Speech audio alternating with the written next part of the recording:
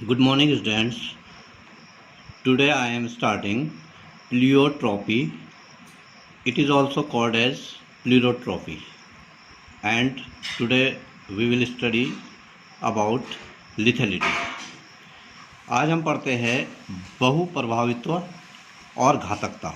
तो सबसे पहले मैं शुरुआत करता हूँ बहुप्रभावित्व, जिसको प्लीओट्रॉपी कहा जाता है, और इसको pleiotropy, sometimes it is called as pleiotropy. अब जब आनुवंशिकी के प्रयोग हुए मेंडल के द्वारा या अन्य वैज्ञानिकों के द्वारा, जब आनुवंशिकी के प्रयोग हुए तो उसमें मेंडल के हिसाब से, जिसको हम फैक्टर का कहते हैं, कारक कहते हैं, या आज के हिसाब से जिसको हम जीन कहते हैं, वो एक जीन हमेशा एक ही गुण का निर्धारण करता है। ज़्यादातर केसेज में सामान्यतः ये होता है कि वो जो है एक जीन के द्वारा, एक जीन जो है एक लक्षण के लिए रिस्पॉन्सिबल होता है। Sometimes a group of genes perform a function. कुछ समय जो है कभी कभी क्या होता है कि जो जीन्स का एक समूह होता है वो एक कार्य करता है, लेकिन सामान्यतः एक जीन्स एक से अनेक कार्य नहीं करता है। लेकिन कभी कभी क्या होता है, किसी जीन के को जो है कोई जीन जो है एक से अधिक कार्यों को परफॉर्म करता है या एक से अधिक लक्षणों के लिए उत्तरदायी होता है। ये जो जीन होते हैं या जो ये घटना होती है, इस प्रभाव को बहुप्रभावित्व या प्लीओट्रॉपी इसको बोला जाता है, और इस जीन को बहुविकल्पी जीन बोला जाता है। मल्टीपल जीन इसको बोला जाता है, मल्टीपल फंक्शन जीन इसको बोला जाता है। और इसका जो एग्जाम्पल है, सबसे पहले इसका जो एग्जाम्पल दिया था वो डॉबझिस्की के द्वारा 1927 में दिया गया था, ड्रोसोफिला में। ड्रोसोफिला में जो एक जीन होता है, उन्होंने जांच किया, उस जीन की उन्होंने खोज की। उस जीन के द्वारा उन्होंने देखा कि वो ड्रोसोफिला के आँखों के सफ़ेद रंग के लिए रिस्पॉन्सिबल है। इसके अलावा वो मादा में शुक्राणुओं को संचित करने वाले अंग, जो कि मेल से जो शुक्राणु आते हैं, उन अंगों को, उन जो संचित करने वाले अंग होते हैं शुक्राणुओं को, उनके अंगों के लिए भी वो रिस्पॉन्सिबल है। तो इस प्रकार से ड्रोसोफिला में एक जीन के द्वारा दो लक्षणों को नियंत्रित किया जाता है। इसी प्रकार से एक और अध्ययन में ये देखा गया कि जो ज्वार होता है, सोरघम हम जिसको कहते हैं, उसमें एक जीन के द्वारा 3 कार्य किए जाते हैं। 3 जो लक्षण होते हैं उनको नियंत्रित उसके द्वारा किया जाता है। जैसे पर्व की संधि, लेंथ ऑफ द इंटरनोड्स। जो इंटरनोड होते हैं, नोड्स के बीच में 2 नोड्स होते हैं, उनके बीच का जो इंटरनोड होता है उसकी जो लंबाई होता है, लेंथ होती है, उसके लिए पत्तियों की लंबाई, leaves of length of the leaves, उसके लिए भी वो उत्तरदायी होता है। और पुष्प शाखा की लंबाई, जो फ्लावर एक्सियल होता है, एक्सिस होता है, उसकी लेंथ के लिए भी वो जीन रिस्पॉन्सिबल होता है। तो इस प्रकार से ये जो घटना होती है, इस घटना को प्लीओट्रॉपी या बहुप्रभावित्व कहा जाता है। अब अगला जो पॉइंट है इसमें, ये जो हम दोनों पॉइंट देख रहे हैं, ये दोनों point exception of Mendel's law के अंतर्गत हम पढ़ रहे हैं। ये लास्ट पॉइंट है, उसके अंतर्गत घातकता या लिथैलिटी उसको हम कहते हैं, लीथल फैक्टर इसको बोला जाता है। अब पहले तो हम लीथल बात करते हैं कि लीथल होता क्या है। लीथल सामान्यतः जो लीथल होता है उसको घातक बोलते हैं।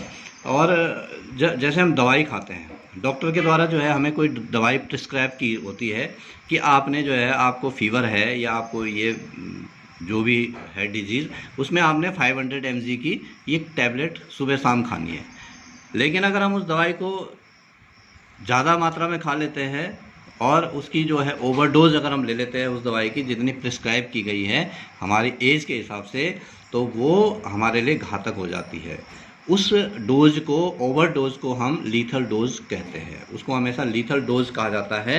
और ये जो है प्राणी की एक कार्य क्षमता होती है, हमेशा जो है कुछ इसी प्रकार से जो है, ये तो एक सामान्य बात थी कि दवाई की लीथल डोज होती है। ऐसे ही प्राणियों के शरीर में कुछ ऐसे जीन पाए जाते हैं जो जीन उस जीव की मृत्यु का कारण बन जाते हैं, या उसके लिए जो है बहुत खतरनाक साबित जो है वो हो जाते हैं। और ये जीन जो होते हैं उसकी कार्य क्षमता, प्राणी की कार्य क्षमता और विकास पर प्रतिकूल प्रभाव डालते हैं। उस पर जो है एडवर्स इफेक्ट उसके बॉडी पे इन जो जीन्स का होता है। अब ये जो जीन होते हैं ये भौतिक कारण से भी हो सकते हैं, जैव रासायनिक बायोकेमिकल कारण से भी हो सकते हैं, अनेक विकारों के कारण जो है ये जीन शरीर के अंदर उत्पन्न हो सकते हैं। इसका सबसे हमारे जो मनुष्य में पाए जाने वाला एक रोग है, उस रोग को जो है हम इसका उदाहरण मान सकते हैं हंसियाकार कोशिका एनीमिया, इसको हिंदी में बोला जाता है, और इंग्लिश में इसको बोलते हैं सिकल सेल एनीमिया। अक्सर बोर्ड में भी ये 2 नंबर का क्वेश्चन पूछा जाता है या 1 नंबर का कभी कभी आ जाता है। तो अब होता क्या है, जनरली जो इसका प्रभावी जीन होता है जो हीमोग्लोबिन बनाता है वो होता है कैपिटल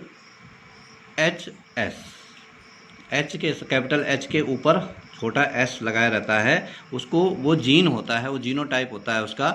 अगर हम उसका जीनोटाइप देखेंगे तो कैपिटल एच एस ये हीमोग्लोबिन बनाता है सामान्यतः।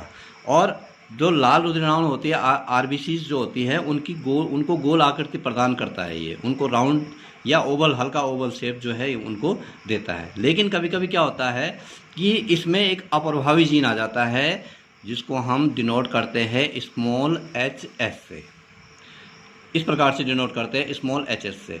तो वो अप्रभावी जीन क्या करता है, जो आरबीसी होती है उनका आकार हंसिया आकार बना देता है। हंसिया हम बोलते हैं दरांती को, दरांती के आकार का उनको बना देता है, उनका उत्पादन करने लग जाता है। और ये जो है जब दरांतीकार जब वो बन जाते हैं, दरांती के आकार हंसियाकार जब बन जाते हैं तो वो क्या करते हैं, अन्य रुधिराणुओं को भी भक्षण करने शुरू कर देते हैं, हीमोग्लोबिन को खाना शुरू कर देते हैं, और शरीर में ब्लड की बहुत ज़्यादा कमी हो जाती है। इवन कि हीमोग्लोबिन जो है असामान्य परिस्थितियों में 3-4 या उससे भी कम पहुंच जाता है, जो कि उस बच्चे की मृत्यु का कारण भी बन जाता है। अब यहाँ पे मैं इसको जो है अगर हम उस हिसाब से देखें जीनोटाइप और फिनोटाइप और उसकी वंशागति किस प्रकार से होते हैं उस प्रकार से देखते हैं।